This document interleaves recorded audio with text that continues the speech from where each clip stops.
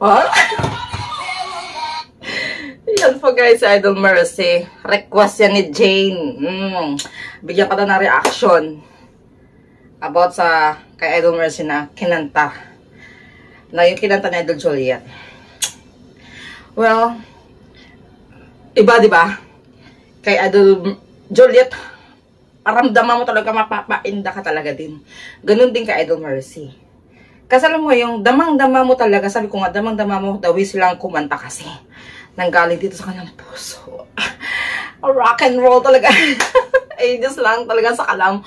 Wala akong, kasi magkaiba sila ng gendra, diba? Ng boses. Pero pareho silang magaling.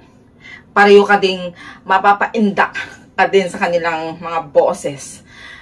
Ay, pero anyway, iniiwasan ko na sana mag-reaction about ito sa kay Idol Mercy talaga na ano eh.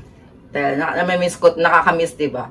Kasi alam din naman na talaga natin na laki din talaga ng kawalan ni Idol Mercy sa ages, lalong-lalo na sa kay Idol Juliet. Kaya iniiwasan ko yung ganito talaga mag-reaction ba, Jane?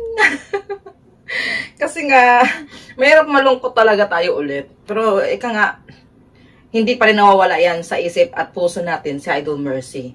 Sobrang alam natin na iba din talaga yung genre ng boses niya.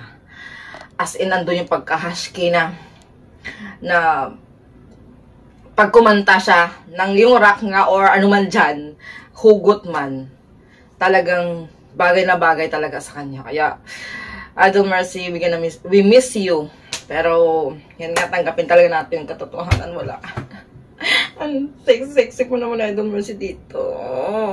Yan lang ga. Shoutout kay Jane dyan. And sabi niya, request siya itong reaction ko. So, wala naman kung dapat ibang i-reaction talaga dahil pareho silang magaling talaga sa Idol Mercy din. O, diba? Yun lang. Wala akong masabi kasi alam natin dahil idol natin sila, guys. Kahit saan mo silang isasabak na kanta, kayang-kaya talaga nila yung gawin. Yun ang tinatawag ng performer. Ay, performer yan sila. Iconic yan. Yun lang.